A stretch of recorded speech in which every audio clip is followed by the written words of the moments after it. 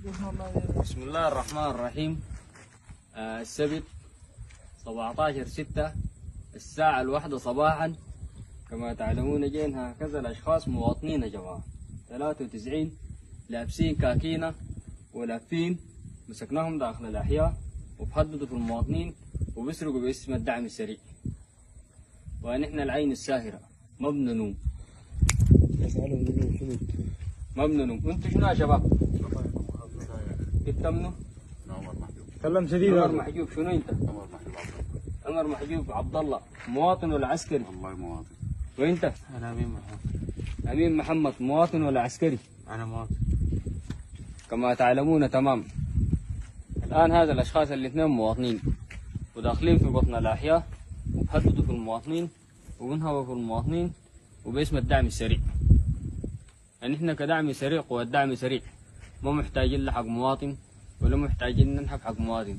الحمد لله عندنا الامكان الذاتي وعندنا تعييناتنا متوفرة وكل ممتلكاتنا متوفرة، ما محتاجين لمواطن ولا بنهدد مواطن. وديل الناس اللاعبين بسمعتنا وتم القبض عليهم الحمد لله. الآن السبت الساعة 1 صباحا تاريخ 17/6. ديل الناس خونة.